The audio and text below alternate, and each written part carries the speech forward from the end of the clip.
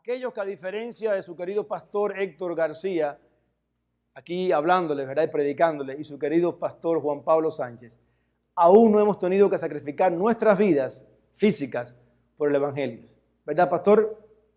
Quizás Dios nos llama y no se nos aflojan las piernas y decimos sí, pero yo a veces digo que no estoy seguro, ¿verdad? Va y me llega el momento de dar la vida y corro más rápido que está al lado mío. Pero hoy comienza una tradición de aquellos que en medio de un mundo de persecución, de un imperio, cuando Cristo vino a su vida y mostró su clemencia y su misericordia, dijeron: yo no quiero regirme por otra cosa que no sea la vida y el sacrificio del ministerio de mi Señor. A eso le llamamos el tiempo de Adviento, ¿verdad? Seguro han escuchado la gran palabra. El tiempo de espera de que se va acercando, ¿verdad? Hoy es el primer domingo para eso. Y es importante porque esos cristianos, aquellos cristianos primitivos, dijeron: no vamos a hacerlo de acuerdo a otro calendario, sino el calendario de la vida de Jesús. Y hoy, tantos miles de años después, creo que el llamado sigue siendo el mismo. ¿Queremos qué? Seguir a Jesús. No queremos seguir el Viernes Negro, ¿verdad? Es muy lamentable, me imagino que ustedes han reflexionado, y cuando hablamos así no hablamos para que vengamos a pensar que hay mejores y peores. Yo hablo en manera general, ¿verdad? La tentación está ahí. Pero quizás no es el Viernes Negro, quizás son otras cosas las cuales destronan a Cristo, y es por tanto importante recordar que hoy es el primer domingo de una serie de domingos que nos preparamos o debemos prepararnos para que cuando el 25 disfrutemos esa cantata, no lleguemos simplemente como que es otro domingo más, ¿no? Sino que de manera especial sepamos que se está acercando el único que puede traer esperanza a este mundo, porque este mundo a Él pertenece. Amén y amén. Y antes de llegar a los textos, ir un poquitico más esta mañana, yo quisiera también recordar que proclamamos un evangelio el cual es un evangelio de misericordia. Un evangelio de misericordia el cual, recordemos, el mundo que pertenece a Dios pero que se revela, se aparta de Él, está perdido en pecado, condenado, y decimos que esta bella historia, la cual proclamamos y predicamos, es por puro amor y misericordia. Si no lo hubiera placido a Dios, no hubiera habido ¿qué? Restauración. No hubiera habido una respuesta a la condenación que el pecado trae a su creación.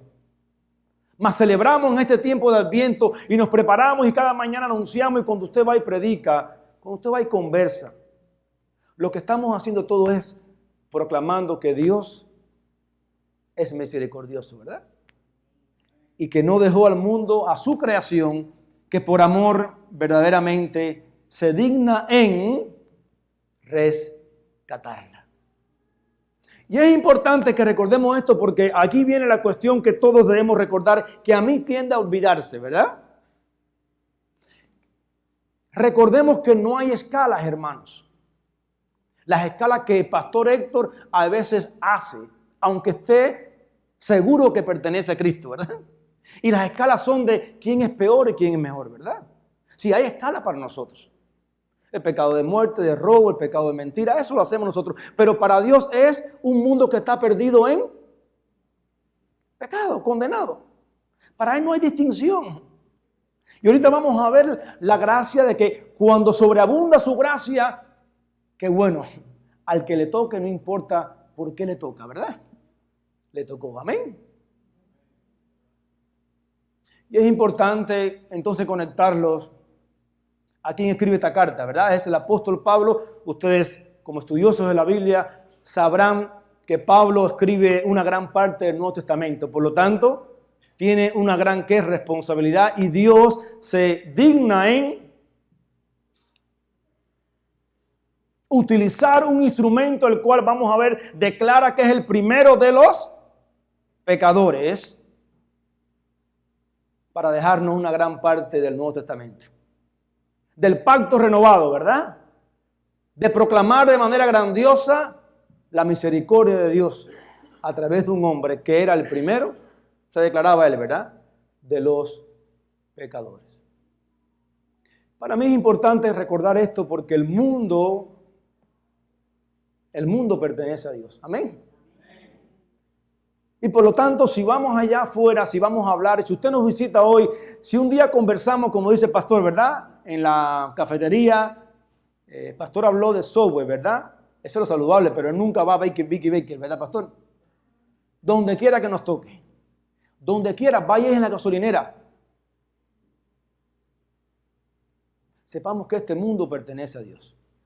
Que Él no quiere que jamás vayamos pensando que no hay una parte de Él, una pulgada al cuadrado que no le pertenezca a Él. Y eso es importante porque entonces Dios está listo para sorprendernos. Y cuando salgamos esta tarde de aquí, tengo 2 horas para predicar, pastor, ¿verdad? Pero me dijo que a la media hora ustedes se van. Ah, bueno, entonces, cuando salgamos acá, usted sabe que ahí en el parqueo ese grande para hacer izquierda comienzan las primeras pruebas, ¿verdad? De pensar en aquel que se nos corta al medio, ¿verdad? Y nos saca la mano y le dice, Dios te bendiga, ¿verdad? De pensar que esa pulgada no pertenece a Dios. Y entonces nuestros labios, quizás no hacemos algo más santo ya, ¿verdad? Decimos, ay, no. Pero en realidad ya empezamos a distinguir, ¿verdad? Que ese es alguien que está quizás hay veces fuera, o que solamente la gente actúa así, se olvidando de que nosotros éramos aquellos que seguíamos a Pablo, ¿verdad? No éramos el primero, pero sí éramos quizás el segundo o el tercero en un día pasado. Es por lo tanto entonces que yo quisiera que nos adentráramos al texto de hoy recordando esto. Esta es la carta de Pablo para instruir a su discípulo, el gran Timoteo, ¿verdad? Y a diferencia de lo que haría el pastor Héctor, ¿verdad? Porque esa es la tendencia mía, o haríamos humanamente, por eso que es palabra inspirada de Dios. Dios le inspira a no solamente poner la parte de la Biblia buena, ¿verdad? A decir, tú sabes que Dios tuvo misericordia, porque no sé qué vio en mí. Mi palabra es elocuente, estudiado a los pies de Gamaliel, todo grande, ¿no? Sino que Dios le inspira a decirle, espérate un momentico, Timoteo. Antes que tú pienses que el evangelio que vas a predicar tiene que ver algo conmigo, deja decirte unas cositas de quién soy yo. Eso bien extraño, solamente las cosas del evangelio y del reino que siempre yo le llamo que es el reino que pone las cosas de patas para arriba, ¿verdad? Al revés, los débiles serán fuertes, los últimos serán los primeros y aquí las cartas de presentación se comienzan con la porquería de nuestras vidas. Disculpe palabras muy fuertes, pero la Biblia usa palabras mucho peores que porquería. Y Pablo dice, déjame decirte el ministerio mío. Doy gracias a Dios que me fortaleció a Cristo Jesús porque me tuvo por fiel poniéndome en el ministerio, habiendo yo sido antes blasfemo, perseguidor e injuriador. Comienza con calificaciones que en realidad serían descalificativos. ¿Por qué? Porque Pablo al final lo que vamos a ver es que quiere que sepa que la gracia donde sobreabunda es en las tinieblas y cuando en las tinieblas la gracia entra, ¡ay! Qué linda es la luz, ¿verdad? ¿Cómo se disfruta esa gracia?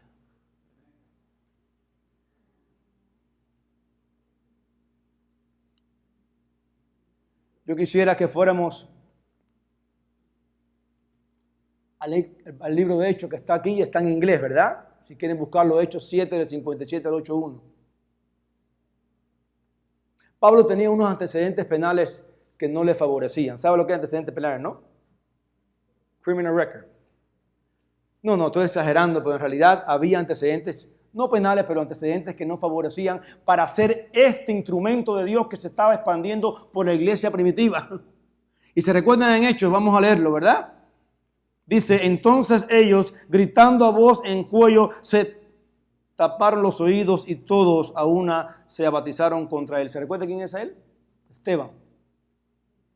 Lo sacaron en pellones fuera de la ciudad y comenzaron a apedrearlo. Los acusadores le encargaron sus mantos a un joven llamado Saulo, ¿verdad?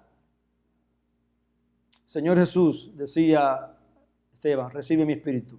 Luego cayó de rodillas y gritó, Señor, no le tomes en cuenta este pecado. Cuando hubo dicho esto, murió. Y Saulo estaba allí aprobando la muerte de Esteban. Recuerden que el tema es cuando su gracia abunda, ¿verdad? Y vamos a ver qué ocurre. Cuando su gracia abunda. En este primer pase, con este antecedente, ¿verdad? Pasemos al próximo texto.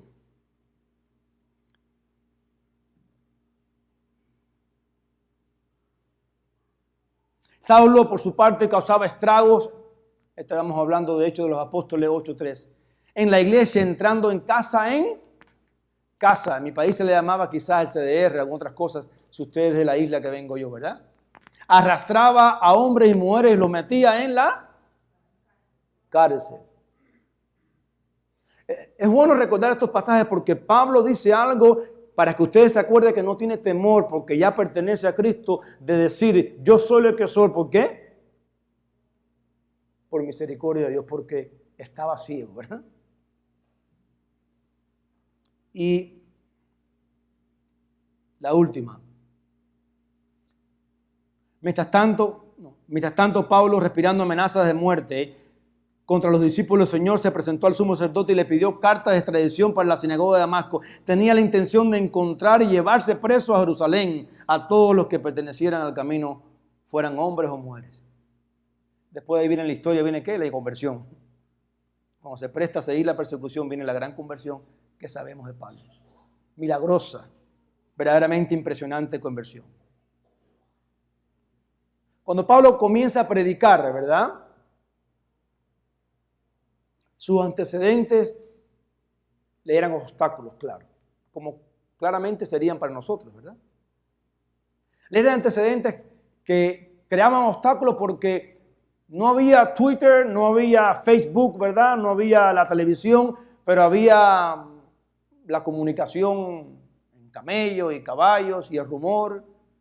Y como todo, ¿no? Lo bueno se demora un poquito más que lo malo en correr. Y cada vez que se iba expandiendo el evangelio y decía Pablo iba a predicar, ¿había qué? Muchos que decían, pero Pablo, el mismo Pablo que me han dicho a mí, o que yo conozco de él. Y quizás el texto de Hechos 9, 21, 22 se recuerdan cuando dicen, todos aquellos que le oían quedaban asombrados y preguntaban, ¿no es este el que Jerusalén perseguía a muerte a los que invocan ese nombre? ¿Cómo es esto? A ver, acá hay un problema, ¿no? ¿No es este que perseguía, ahora está siendo discípulo y predicando de él? ¿Y no ha venido aquí para llevarse los presos y entregarlos a los jefes de los sacerdotes? Pero Saulo cobraba cada vez más fuerza y confundía a los judíos que vivían en Damasco, demostrándole que Jesús era el Mesías. ¿Cuál fue la última vez que usted se recuerda de un amigo, persona conocida o persona famosa, o quizás no levante la mano, usted mismo se recuerda de contrastes como estos, ¿verdad? Contrastes que quizás lo único que en nuestro tiempo, como no somos Pablo, ¿verdad? Como no es de esa manera milagrosa, nosotros a veces nos da temor y tenemos que tener pena de que alguien descubra de dónde venimos, ¿verdad? ¿Usted sabe por qué se tiene pena? Porque aún todavía hay espacio para la gracia en medio nuestro. Porque aún todavía nos marginan si en realidad conocen el pasado nuestro. Y qué bueno que Cristo, como cantamos esta mañana, no nos abandona, ¿verdad? Él nos redime y continúa con nosotros. Pero entonces, si este es Pablo diciéndole en su carta a Timoteo sobre su ministerio, para que él se prepare, estaba diciéndole, no vas a predicar el gran y milagrosa conversión de tu maestro, Pablo, sino vas a predicar la misericordia de Dios porque la gracia abundó en mi vida. Por lo tanto, cuando te vayas por ahí y ya sin que yo esté al lado tuyo te empiecen a hablar de mí, tú puedes en esta carta enseñársele, decirle, yo soy el primero que reconozco que mis antecedentes eran difíciles. Mas sin embargo la gracia abundó. Y sí, tienen todos estos textos, pero tú puedes hablarle que yo no me avergüenzo de decirle, sí, yo soy el primero de los pecadores, pero la gracia abundó por misericordia de Dios, como dice, y tuvo clemencia para con mi vida. Yo puedo decirle, hermano, que la Biblia habla que ninguno de nosotros, si usted nos visita hoy, y hoy es el día que Cristo está hablando su vida, también es para usted. Cuando la gracia abunda, el pasado está en papeles, pero ese pasado para Dios no existe. Amén. Y no existe porque ese es el evangelio que es de patas para arriba, ¿verdad? el evangelio y el reino que aquello que quizás tomamos como desecho. La vasija de deshonra es la que hace vasija de honra. Yo quisiera ir por el texto ahora, simplemente detallarle algunas cosas rápidas, ¿verdad? Habiendo sido antes blasfemos, perseguidor, injuriador, ¿verdad? La próxima. En español, quizás los de inglés que vayan viendo el texto, ¿verdad? Pero la gracia de nuestro Señor fue más abundante. Cristo vino al mundo para salvar a los pecadores, de los cuales yo soy el primero. Y es importante que recalquemos esto porque yo no voy por ahí diciendo que yo soy el primero de los pecadores. Si usted lo hace, Dios le bendiga, ¿verdad? Me gusta más decir yo soy un redimido de Cristo, ¿verdad? Pero Pablo era redimido y les gustaba recordarse para no ¿qué? No olvidarse de dónde venía. Dicen por ahí, ¿no? Que para uno ser lo que es tiene que acordarse de dónde viene, pero también para seguir, ¿no? Pero Pablo quería nunca olvidarse y Dios lo usa porque esto es inspiración de Dios para que siga diciendo eso. Podría simplemente haber dicho, yo por error me guié por los grandes sabios judíos, ¿verdad? Y defendiendo la ley, ¿no? Porque eran las enseñanzas de mis padres y era la ley mosaica y podía haber dicho otras excusas, pero Dios lo inspira a que diga cosas como esta. Cosas que dice esto para, como dice el texto 16, para que Jesús mostrase en mí primero toda su clemencia. La Biblia está dotada. La próxima. Bueno, ya, la próxima. La Biblia está dotada de esto. Dotada de que nosotros equivocadamente pensamos que con la ley, cumpliéndola, estamos agradando a Dios, ¿verdad? Y por lo tanto, en el Antiguo Testamento mismo Pablo en Romanos decía, ¿verdad? La ley se introdujo para que el pecado abundara más. ¿Por qué? Porque la ley es lo que en cierta manera desplaza la gracia. Es porque yo puedo hacerlo, ¿verdad? Es merecedora. Yo lo he logrado, ¿verdad? Yo he orado tres veces oraba, Dani. Yo he orado, Señor, ¿verdad? Yo he leído, Señor. Yo he memorizado, Señor. Yo he dado al pobre, Señor. Yo el día del sábado, ¿verdad? Yo no he hecho nada. Por lo tanto, Señor, yo merezco recompensa por mi esfuerzo, ¿verdad? Claro, por eso que Jesucristo llega y dice, sí, en esto como te gusta, dale brillo a la parte tuya. ¿Y qué tal en nuestra otra área, verdad? Donde ha abundado el pecado. Donde te olvidaste de los pobres, de las viudas, ¿verdad? Donde te olvidaste que la religiosidad tuya quería opacar mi gracia. Nadie es mejor que esto que Pablo, al cual hacía las cosas porque quería defender su judaísmo a capa y a espada, ¿verdad? El próximo después del...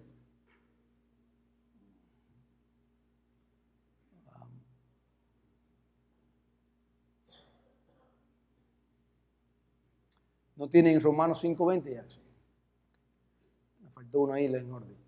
Hermanos, toda esta introducción y estas palabras de Pablo a Timoteo acerca de sus ministerios ha sido la columna vertebral del Evangelio de Cristo desde que Cristo caminó esta tierra, lo es ahora y seguirá siendo hasta su regreso en gloria. Este mundo no puede hacer nada por sí mismo si no es Dios el que hace por él. Amén.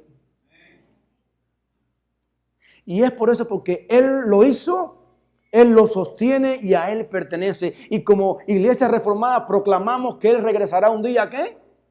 A cumplir la obra maestra. La obra maestra de reconciliar lo que a Él le pertenece con el Hijo y con el Padre. Entre entonces, nosotros sí somos cristianos y podemos decir, Señor, tú eres mi Señor, gloria a Dios porque somos parte de esa reconciliación. Si usted nos visita en esta mañana y usted se puede identificar de que si Pablo es el primero, nosotros tenemos el gran privilegio de llamarnos segundo, tercero hermano.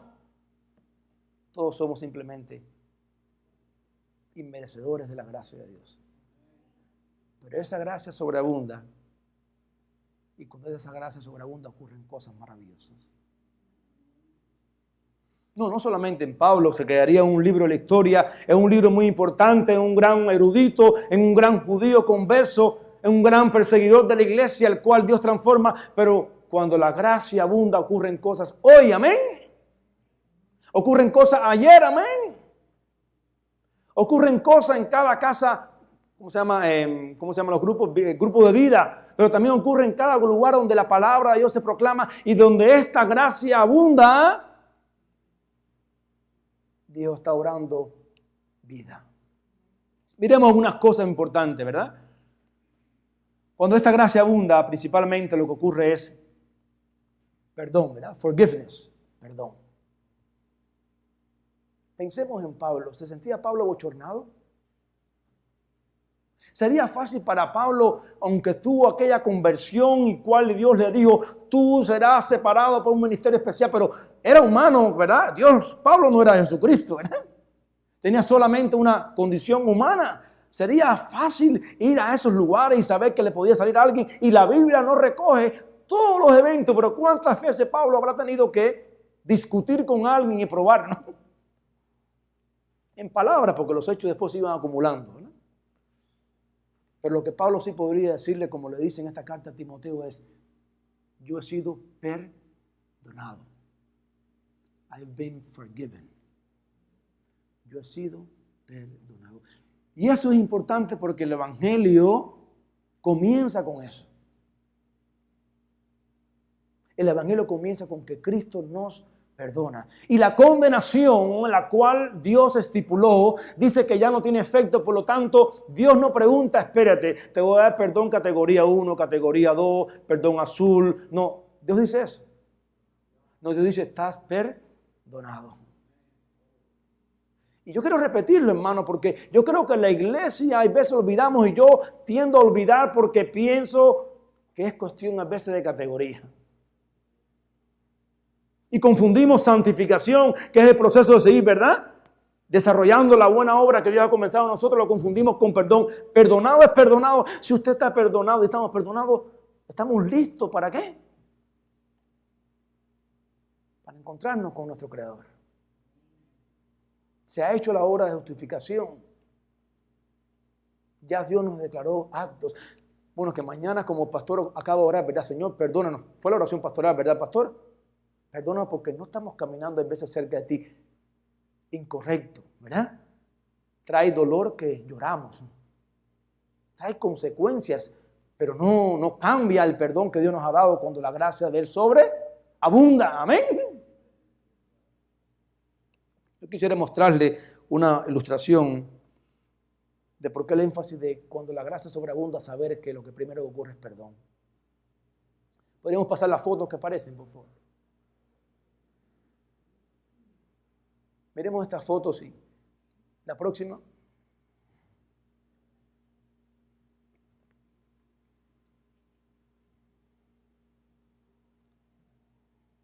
La próxima.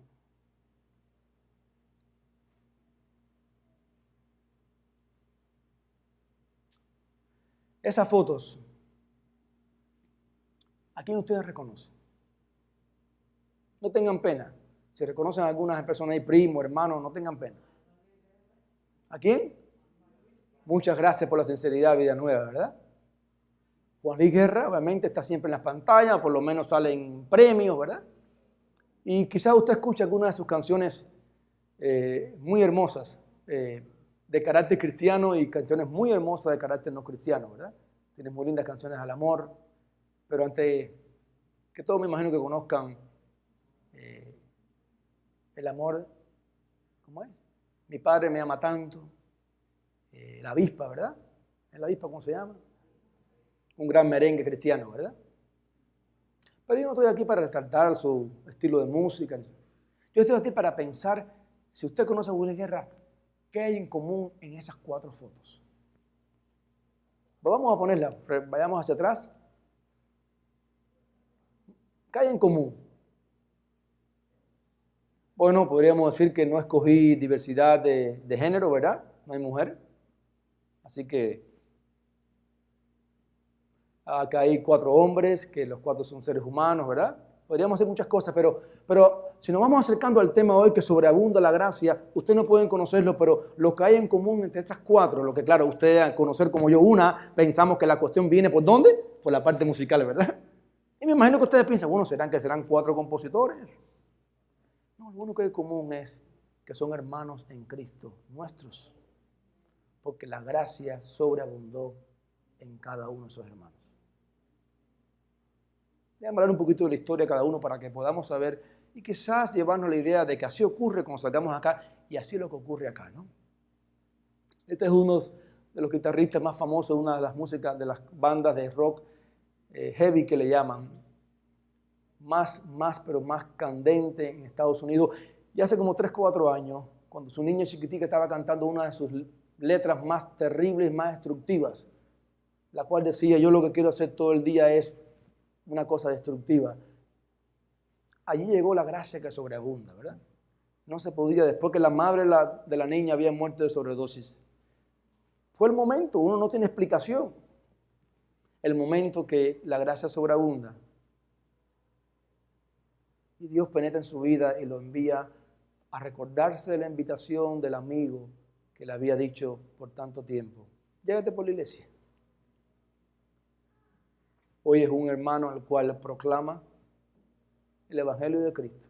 Me ha parecido Juan Luis Guerra ya no cantando letras destructivas, sino tratando de ganar a otros para el Señor. Roberto, el nombre ahí dice, Roberto es un hermano que está preso en una prisión en Michigan. Lo conocemos porque la iglesia donde servíamos al Señor, la iglesia Buenas Nuevas hasta hace un tiempo, participaba de este ministerio en las prisiones que se llama Crossroads Bible Institute. No sé si Iglesia Vida Nueva en el pasado ha participado o no, es un ministerio que surgió de nuestra denominación y nos recibimos la misiva mensual. Roberto está preso, pero Roberto es hermano nuestro porque la gracia sobreabundó en su vida. La gracia lo perdonó. Está cumpliendo sentencia por muchos años. Juan Luis Guerra no está preso, pero Juan Luis Guerra tenía todos millones. Si ustedes han escuchado algo de su testimonio, necesitaba perdón. No se sentía perdonado, no se sentía que tenía sentido su vida como Cristo solo se la pudo regalar, ¿verdad? Por eso que canta una letra tan hermosa, mi Padre me ama tanto, tanto. Mi Padre me ama. No había conocido a su Padre Celestial. Y la última. Este hermano es un colega del pastor Juan Pablo y mío. Un pastor de una iglesia de 20,000 personas. El cual públicamente hace unos meses atrás en Facebook dijo, hermano, el pecado ha llegado a mi vida, aunque yo pertenezco a Cristo. Bajo del púlpito voy a recuperación con mis hermanos, con el Cristo que un día me salvó. Y espero que un día en gloria pueda regresar al ministerio. Lo pongo público porque estuvo en todas las redes sociales, quizás usted no se enteró, pero fue los que son famosos, ¿verdad? No es como quizás cuando una iglesia pequeña, pero miles de millones de personas. Pero lo pongo para que sepamos que cuando la gracia sobreabunda, hay perdón, ¿verdad? Perdón no solamente inicial, aún perdón para restaurar, ¿verdad? Perdón para, como oró el pastor Sánchez en esta mañana, reconocer que más de las categorías y más allá de los nombres, ¿verdad? La oración era para ti y para mí, porque para el Señor no hay ¿qué? No hay pirámide. Esto fue un ejemplo. Para el Señor todos somos ¿qué? Iguales. Para el Señor no hay distinción. Parecerá, Señor, ¿por qué lo repite tanto? Porque yo me percato que hay veces en mi vieja naturaleza yo hago distinciones. Y como me gustaba decir en la iglesia donde se ve el Señor, si hay algún ángel acá entre nosotros, disculpe, este mensaje no es para usted, ¿verdad? Pero como sé que somos todos hermanos redimidos por el Evangelio de Cristo, no hay distinción para el Señor. Eso es lo que ustedes predican. Transformados para. Amén. Es eso. Podríamos decirle perdonado, pero bueno, verdaderamente la transformación yo sé que abarca teológicamente mucho más, ¿no? No solamente la vida individual, sino servirle a la comunidad, los pavos regalados en Thanksgiving. ¿Cuántas familias habrán dicho, Señor, gracias? Porque aunque la iglesia, ¿verdad?, la quieren criticar por otras cosas, una iglesia humildes, pequeñas, que yo vaya y no conozco. ¿Qué tal si una de esas historias es parecido, verdad? A este guitarrista que por su apariencia nosotros lo huiríamos 3 o 4 pasos detrás porque pensamos que en realidad no puede haber gracia sobreabundante en lo que visualmente a veces vemos, ¿verdad? ¿Qué tal si una gente es el pavo, después que pasa altas y bajas, después que aún ocurren muchas cosas como en muchas de nuestras vidas, un día, no en esta iglesia, pero en medio de un momento de calamidad, así como Pablo camino a Damasco, Dios se presenta y el pavo, el recuerdo del amor, de la compasión, de las palabras, ¿verdad? Del caminar, como decía el pastor, ¿verdad? Con ellos, aunque no están aquí quizás hoy, pero usted es fiel al Dios que cuando abunda la sobregracia, hay perdón. Yo estaba asistiendo ahorita, pero ya perdido el conocimiento del tiempo, son las 12:15. Pastor, me queda como 10 minutos, ¿verdad?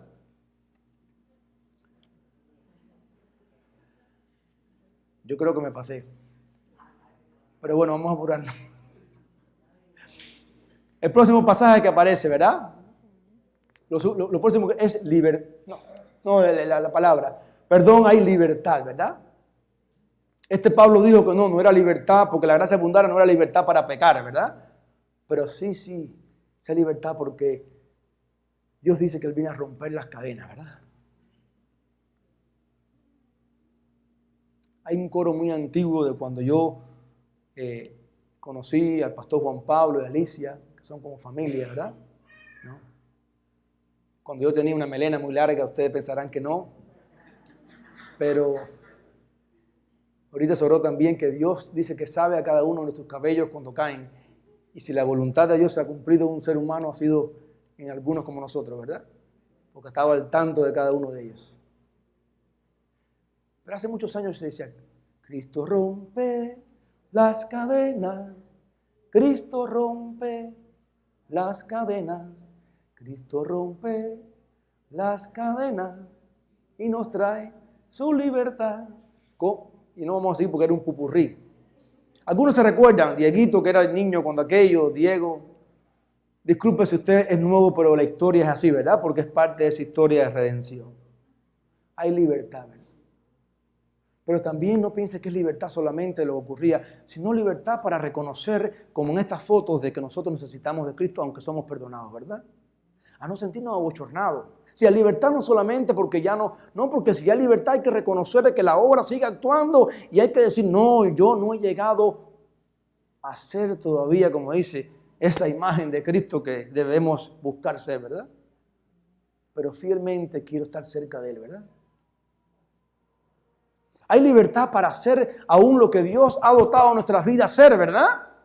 Con todo amor, ya sea arquitecto, ya sea repostero, ya sea carpintero, ya sea gomero, porque siempre hablamos de abogado, médico, ¿verdad? No hay que estar de las otras cosas. Basurero, ¿verdad? Porque usted con el condado está feliz, está mejor que muchos otros. Hay libertad para estar feliz en lo que Dios nos ha puesto. Ese es el evangelio auténtico, no el evangelio de apariencias. Y tenemos todo que luchar con eso. ¿Por qué yo tengo esta corbata? A ver, quisiera libertad para quitármela. No aquí, pero si no, hace 200 años por ahí comenzó la cuestión de la corbata porque antes era una toga. Bueno, la toga era más bíblica que se viene a ver porque venía del Antiguo Testamento, pero bueno, ¿verdad, pastor? Ya no gustó por las tensiones que había con la iglesia romana, pero se viene a ver hasta más bíblica porque está en la Biblia ahí, en la Biblia sí que no hay nada de corbata. En la Biblia era mucha tela, ¿verdad? O era cubierto todo, ¿verdad? Pero así es la tradición. Lo que quiero decir es que si alguien entra por ahí y entra todo, no vestido, como le digo yo, con el Sunday Church Cloth, con la ropita del domingo, ¿verdad? Nosotros mismos tenemos dificultad. Yo no digo vida nueva. Digo nosotros, ¿me entiende? Se nos hace difícil porque como que ya es la luz roja, ¿verdad? Pero hay libertad de que usted puede entrar aquí como usted quiera. Y si hay necesidad de lo que hace falta, nosotros lo ayudamos, ¿verdad?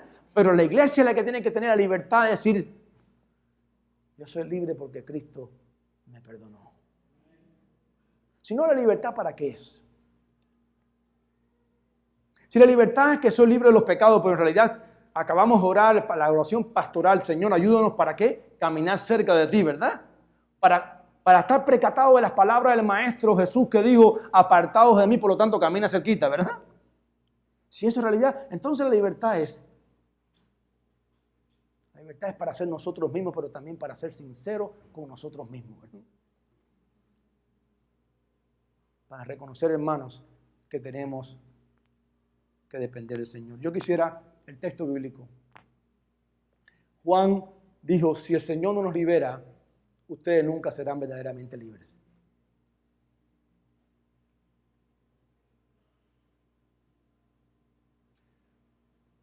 Usted sabe que salimos de países corriendo por persecución, como latinoamericanos, ¿verdad? Buscamos nuestras propias compañías o hacemos, ¿verdad? Y eso pensamos que nos están haciendo, ¿qué? Autónomos, ¿no? Que podemos nosotros mismos ya ser libres porque a mí no me hace un cuento nadie, ¿verdad? Tú no puedes dictar mi vida y en realidad Jesucristo dice, no te engañes que a no ser que yo te libere, te dé este tipo de libertad, ¿verdad? Sí, quizás no estás presos, quizás las cadenas son metafóricas, ¿verdad? Pero hacer que yo no te dé libertad verdadera, vamos a ver al final, no puedes disfrutar lo otro que viene, que es la vida en abundancia, ¿verdad? La apariencia física, la cuestión de la lucha con nuestras jovencitas y no tan jovencitas y jóvenes, tantas cosas que hay que son ataduras, ¿verdad? No es criticar, simplemente es reconocer porque nos quitan la libertad. Otras son para cuidarnos, pero hay cosas que nos quitan la libertad porque en realidad Jesucristo en su tiempo tenía lo mismo. Aquellos que estaban viendo lo periférico, ¿verdad? Lo secundario, no veían la esencia. Aquello que lo importante para ellos era que no salvaran al cabrito que había caído en el hueco, ¿verdad? Y se olvidaban de la necesidad que ese cabrito tenía de sobrevivir para que una familia viviera de lo que daba, ¿verdad? Es importante, hermanos, reconocer que Él nos perdona y Él nos libera. Lo tercero es, nos da esperanza. Las cosas hay veces lucen tan difíciles en el mundo que a Dios pertenece, ¿verdad? ¿No es así?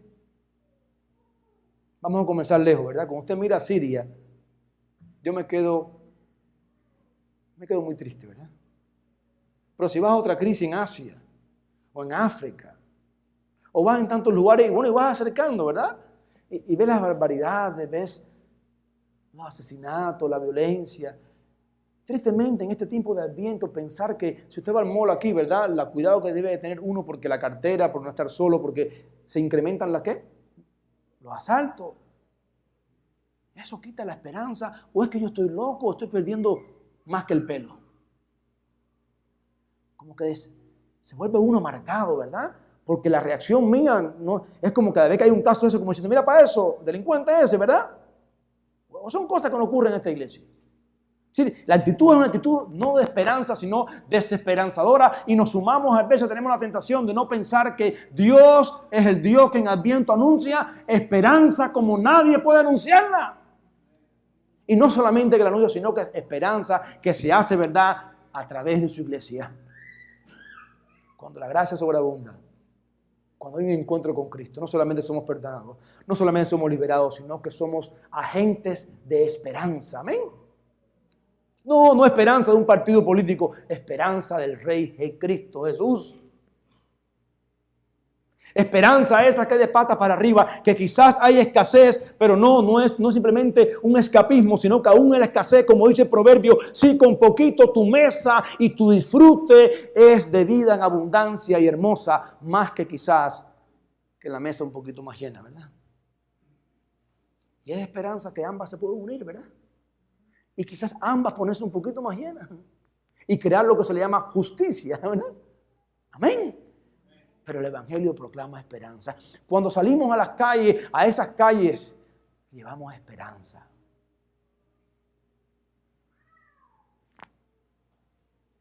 ¿Usted nunca le ha ocurrido que el domingo en la tarde le ocurren esos eventos en el tráfico, en algún lugar en el cual alguien se comporta de manera no cristiana con usted? Eso ocurre los domingos también, ¿usted sabía? Porque a no ser que usted salga de aquí con un helicóptero, ¿no? Tiene que caminar por la calle de Miami. Qué diferente es la esperanza de que usted es alguien que está ya tensionado, frustrado, que usted no sabe si ayer perdió un familiar, si perdió el trabajo, si se está divorciando. No sabemos, ¿verdad? Y usted le diga, no hipócritamente, ¿cómo estás? Y que cuando le haga un gesto, usted le diga, disculpe, tenga buen día, ¿verdad? En vez de decirle, ¿qué tú crees, chico? ¿Pero cuál es tu problema? ¿No viste que el pacto era mío? No, pues mira. Sí, es muy rico después saber que podemos pedir perdón. Y gracias a Dios que el perdón está otorgado ya. Pero Dios no quiere menos de eso y más de lo otro, ¿verdad? Eso es esperanzador. Eso convierte a corazones. Y están ahora en las redes sociales, mira cuántas veces, historias que hay de personas que han preguntado ¿y qué pasa aquí? O se han ido a la casa, ¿verdad? O de una discusión, en vez de haber una discusión, ¿hubo qué? Una presentación del Evangelio. ¿Por qué? Porque la persona se enfrentó no solamente a palabras, sino a un hecho real esperanzador. Qué lindo ser vida nueva, como ustedes luchan por ser. Me imagino que el pastor se lo ha dicho tantas veces, no solamente en nombre, ¿verdad? Sino en hechos. Por eso es que se llama la visión transformado para transformar. Lleno de esperanza para transmitir también esa esperanza. Pablo, apóstol de Cristo Jesús, se recuerda primero los pecadores, ¿no? Ay, si iba a hablar alguien de esperanza, no iba a ser Pablo. Nuestro Salvador y de Cristo Jesús, nuestra esperanza. ¿Ustedes creen que el tiempo bíblico no era también un tiempo difícil? Pues claro que sí. Tenía un imperio peor que lo que ustedes piensan que conocemos. No hemos conocido un imperio peor que ese. Y él tenía esperanza cuando iba por las aldeas, diciéndole, no es César, ¿verdad? Es este Cristo el cual llegó a mi vida, aunque yo soy el primero de los pecadores. Y hermanos, terminamos entonces que no solamente es perdón, no solamente es libertad, no solamente es esperanza, sino que estas cosas se resumen para que entonces haya vida. Yo quiero preguntarle, usted se aterra como yo y mi hija, porque mi hija habla mucho de la muerte, ¿no? Cuando usted piensa que en realidad no sabemos si mañana lunes llegamos. Ay, pastor, qué desesperanzadora es la palabra esa. Usted se acaba de contradecir, habló de esperanza y está hablando ahora que me puedo morir para mañana. Usted sabe que es así, ¿no? Que la vida que tenemos es la de hoy. Que cuando cantamos, Él tiene el mundo en sus manos, ¿verdad? Y yo puedo confiar porque el futuro pertenece ¿a quién? ¿A quién pertenece el futuro? Amén, pero el canto nos dice, el futuro pertenece, como está la teología de la prosperidad, ¿verdad? Diciendo que el futuro pertenece sin cáncer, sin esquizofrenia, sin Alzheimer. Dice eso, no. Dice que pertenece a Él, ya sea el futuro en esta tierra o en futuro que partimos a su presencia. Esa es la realidad. Es lo que sí habla que en la vida terrenal Él vino a dar vida y vida en abundancia. Y ahí ha sido la confusión un medio tan tremendo, ¿verdad? Pensar que la abundancia es cantidad, calidad, ¿verdad? Si no es esencia de esa vida que produce cuando somos perdonados, cuando la gracia sobreabunda. Pablo tenía todos los títulos, Pablo tenía todas las razones para qué, para humanamente vivir una vida y la vivía de renombre y aparentemente abundante, pero Cristo llegó y le dio la vida como nadie más puede darla. El ladrón viene en la noche, ¿verdad? El ladrón viene de muchas maneras, es el diablo, sabemos. Pero el diablo no se presenta normalmente, sino que se presenta de manera bien perspicaz, ¿verdad? Y él viene a darnos cosas y a decirnos cosas que nos dan vida, ¿verdad? Pero yo he venido para que tengan vida y la tengan en abundancia. Era un chiste, pero un chiste con una enseñanza que a todos debes prepararnos, ¿verdad? Dios quiere que vivamos cada día nuestras vidas como sus discípulos, con esa alegría cuando la gracia de Él sobreabundó, ¿verdad? ¿Usted se recuerda ese día? Ese día que usted no cabía en sí mismo, ¿verdad? Y si hoy es el día de salvación, qué lindo. Ese día que usted dice que yo soy igual a todos, dice que no importa que aunque pastor y nadie sabe lo que yo tengo en mi libro, ¿verdad? En mi bolsa, dice que yo soy igual, no que lo dice, sino que lo siento. Él quiere que vivamos ese día así, como si fuera que mañana no existe, sino que es hoy. Esa es la vida con abundancia. Sí, la vida con abundancia incluye, hermanos, la vida eterna. Amén. Esa es la abundancia, pero ¿qué tal de esta vida terrenal? Cuando la gracia sobreabunda, la vida se hace abundante para ahora. Yo me sumo a ustedes, que a veces me percato que cuál fue la última vez que abracé con gran pasión a uno de mis seres queridos, o quizá unas palabras le he dicho, tú sabes que yo te amo, te aprecio, que no solamente es acerca de, ¿sabes?, de que tengan las cosas correctas, sino de que qué tal si mañana no existe, porque Cristo me permite amar y saber que soy libre para apreciar y amar y tener vida en abundancia ahora. No estar deseando mañana cuando tenga más, cuando llegue tal día, cuando sean grandes, ¿verdad? Cuando yo pueda predicar el evangelio. No, la vida de abundancia es hoy, que Dios te da oportunidad para, de manera muy simple, compartir el evangelio cuando salgas de este lugar. Queridos hermanos, es mi deseo que podamos ponernos detrás en la cola con Pablo, como terceros, cuartos, quintos y sextos pecadores, ¿verdad? Dejarle ese puesto a él primero, pero que podamos salir de aquí renovados, porque la abundante gracia de Jesús es la única que puede crear en nuestras vidas, regalar en nuestras vidas el perdón de Dios, la libertad que solo puede darnos, la esperanza, y en final que todo eso resulta en una vida rica, sabrosa, hermosa, que abunda en su misericordia. Amén. Padre, gracias